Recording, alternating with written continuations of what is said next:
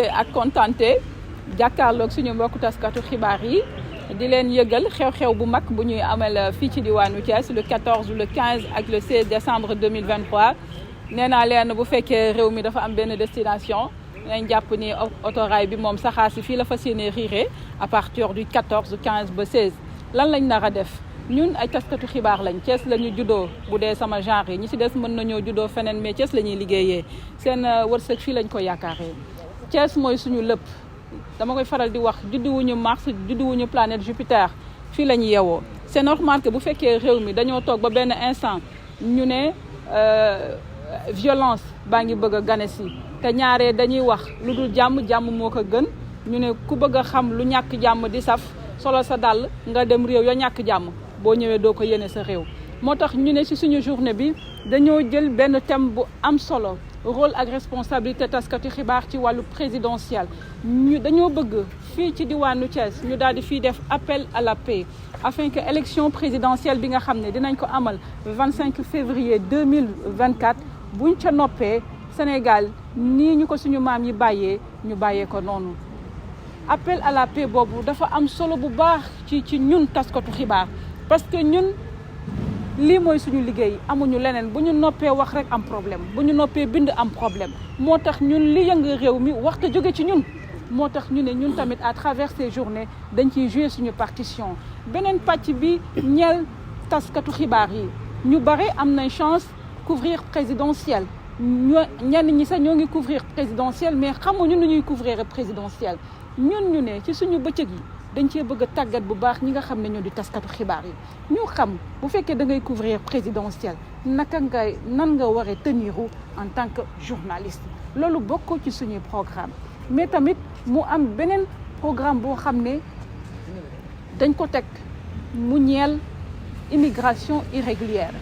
Thiès li xew Fass booy barki démb yàggul bu ma nee barki démb mën nañoo ne quelques mois de cela li xew Kayar yàggul muy ay ndaw yoo xam ne génn réew mi gënal leen ñu toog ci biir réew mi nee naa leen géej ku ko ñame booy dugg gaal di dem dangaa taxawul ci tefes nga xam ne boo mënta feey tuuti rek mën nga faa lab imaginez yow ab jeune décidé braver la mer pour rek survie ça veut dire que y a problème et pourtant région bi ñuy jóge mooy région bi nga xam ne nee nañ moo fi ëpp entreprise minière nee nañ mooy région bi nga xam ne en matière de contribution entreprise yi li ñuy joxe beneen région duñ ko joxe ndax macha allah bëri nañ liggéey bi ñu fiy liggéey am na solo milliards yi fiy jóge am na solo moo tax ñu ne yile entreprise la ñu woo ci benn forum des entreprises bu ko defee ku ci nekk nga wax lan ngay def wala boog lan nga mën a dolli bu ko defee ñu gën a xeex bu baax li nga xam ne moom moo di mbëkk mi école de formation yu bari bu ci mel ni ISEP bu ci mel ni lycée technique ñoomee tamit seeni dinañ ñëw parce que tamit cachet populaire boobu foo mu am ci ñu def tamit benn formation boo xam ne dañ ko jagleel ñi nga xam ne dañoo nekk ci école de formation yi mënoon nañ koo jagleel suñu bopp xadi yu ma jël P Pierre jël 2 amul sens kii di commencé jàng jël na P nga tàggat ko ci métier bi nga xam ne bu ñëwee relève bi sa assuré loolu daal la ñu fas yéene def à partir du 14 15 et 16 te Pierre dina ñëw ci li nga xam ne moom moo di programme bi. juddoo mooy taxawal mutuelle de santé feebar faju te réew mi yëgu ko dara gënu koo neex boo feebaree am nga lu la métti sa métti bu fekkee dañ ko bëgg a wasaare ba nit ñi jàppale la nga faju da ngay am double méttit parce que nee naa leen ñàkk bi ci presse bi day yokk précarité te bu fekkee da nga précaire da ngay vulnérabilité boobu nag ñun la ñu ne surtout ci côté maladie dañ cee fas yéene xar suñu tànk tubéy mooy lan lépp li nga xam ne jëlee nañ ko ci gala bi dañuy taxawal suñu mutuelle de santé des journalistes kuñ ci mën a jàppale nag ñoo ngi lay woo ndax xam nañ ni mutuelle de santé yombut wante ñun am nañ ambition bi am nañ bëgg-bëgg bi te soobee yàlla bu fekkee suñu bakkan yi ñoo ngeeg ñun danañ ko taxawal de ndax tamit dañoo sonn ci suñuy ñoñ ñenn ci bu ñu feebaree ñuy wër di cotiser di ket waa ñuy woote autorité yi nan nga koy xamee parfois à travers ci programme bi boo waxee mutuelle bi autorité yi nga rencontré ñoo koy njëkk a saluer parce que autorité dina xam lu taskatu xibaar xamul man xadi yu mën na ma feebar ma woo Diouf ne ko Diouf jàppale ma léegi nag bu ma demee ba ne Diouf mi dama bëgg a taxawal mutuelle de santé Diouf dama ciy gunge ndax ñoom xam nañ li ñuy dund parce que du ñëpp ñoo nekk RTS du ñëpp ñoo nekk ci structure yi nga xam ne am nañ prise en charge médicale te tamit macha allah presse bi sakkan nañ lool entreprise yi bari nañ ñi nga xam ne ñoo ci respecté li yoon wax buñ leen di lim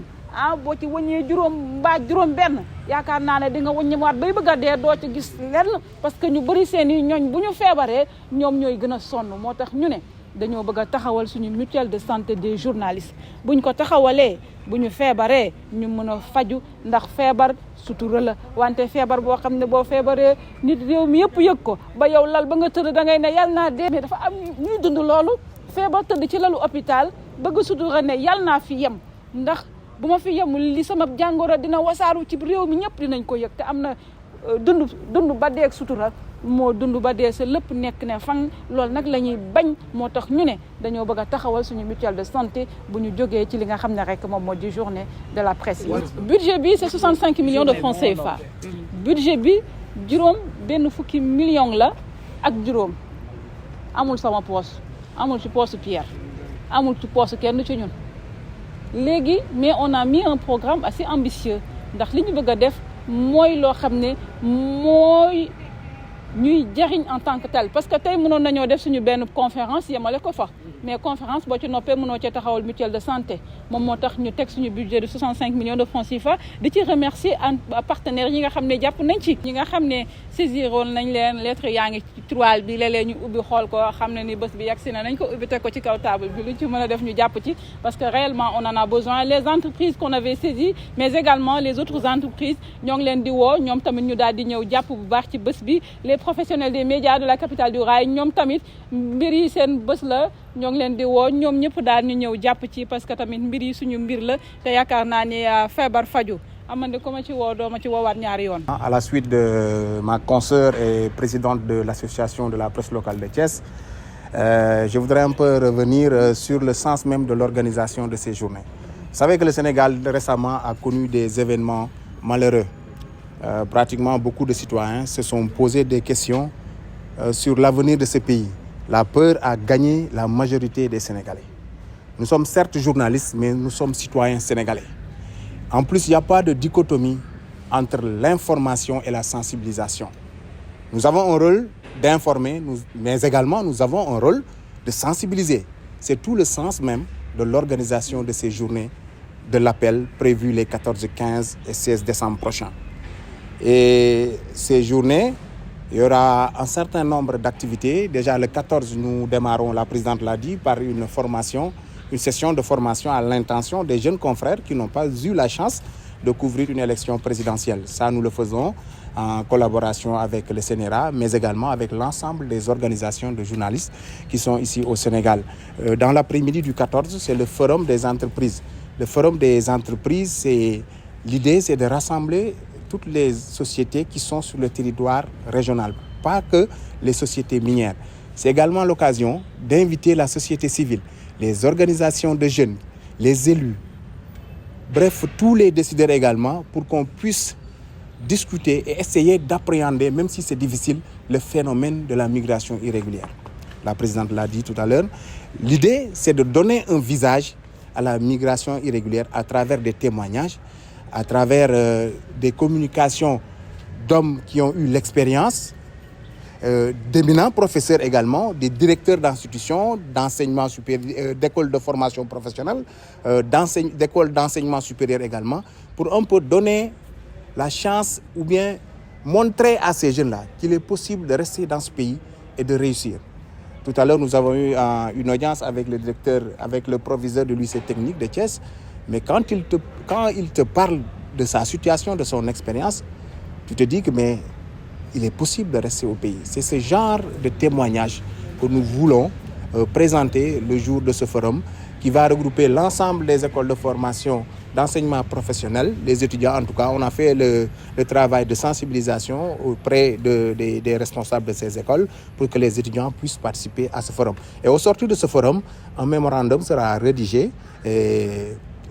donné aux autorités administratives locales, mais également à tous les partenaires, les élus également, qui auront à participer à ce forum. Le lendemain, le 15, c'est une séance de don de sang qu'on organise à la promenade des Thiessois,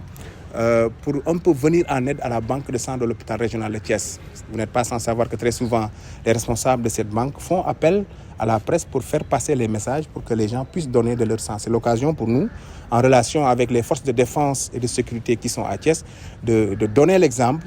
La presse donne de son sang, les militaires, les gendarmes, les policiers donnent de leur sang. Bref, les Thiessois, pour un peu venir en aide à la banque de sang de Thiès. C'est l'occasion également de remercier le commandant de la zone 7 ici à Thiès. Dans l'après-midi, c'est le panel politique. D'ailleurs, c'est l'activité qui colle un peu au thème de ces journées. Le thème de ces journées, c'est la presse face aux défis de la présidentielle. L'idée, c'est de rassembler tous les acteurs politiques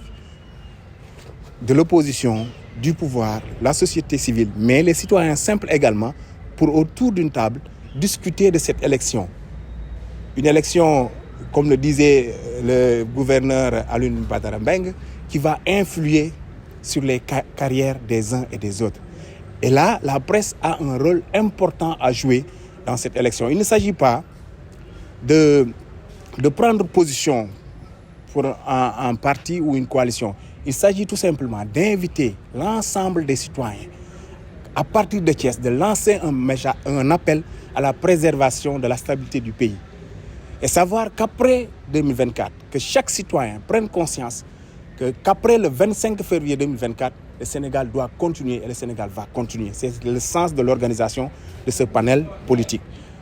Le 16, dans la matinée, c'est une randonnée pédestre qu'on organise avec le Comité national olympique sénégalais. Vous n'êtes pas sans savoir que le Sénégal va vers l'organisation des Jeux olympiques de la jeunesse de 2026. C'est l'occasion pour nous d'appuyer un digne fils de Thiès, Ibrahima Wade, président du comité d'organisation de ces Jeux, à travers cette randonnée pédestre, de faire un peu la promotion de ces Jeux, parce que Thiès également va abriter quelques camps, les hôtels notamment à Hambourg, quand on parle de Thiès. Et même le proviseur du lycée nous a dit que le lycée technique de Thiès a été choisi comme probable site d'accueil de délégation. Donc nous faisons partie de ces Jeux et c'est l'occasion pour nous, à travers cette activité sportive, de soutenir le Comité national olympique dans l'organisation de ces Jeux. Un événement international pour la première fois qui se passe au Sénégal. Donc c'est une fierté de voir un fils de Thiès présider ce comité d'organisation. Dans l'après-midi, c'est le samedi au 16, le 16 au soir, c'est la nuit des distinctions. Pourquoi la nuit des distinctions ? Nous sommes sortis un peu de ce qui se fait d'habitude, c'est-à-dire de primer les confrères entre eux. Bon, on a trouvé que, on ne dit pas que ça n'a pas de sens, mais la présidente l'a rappelé tout à l'heure, c'est pour un peu encourager nos jeunes frères qui sont dans les établissements d'enseignement de journalisme et de communication, pour qu'au moins qu'ils puissent avoir un goût du métier de journaliste et qu'ils prennent le bon chemin. Donc on a lancé un concours à travers un site sur le thème donner un visage à l'immigration irrégulière. Donc les meilleurs reportages radio, télé et presse écrite seront primés le soir du 16. Et ce sera également l'occasion de voir les pas de danse de certains confrères, parce que la soirée sera animée par Alioune Bainder. Et comme l'a dit la présidente, ça sera également l'objectif final, comme j'ai l'habitude de le dire, c'est de mettre en place cette mutuelle de santé pour les journalistes. La seule activité lucrative, à but lucratif de ces journées, c'est la soirée de gala.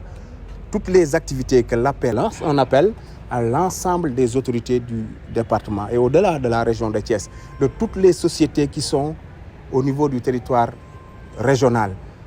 des bonnes volontés également, pour un peu venir appuyer l'association de la presse locale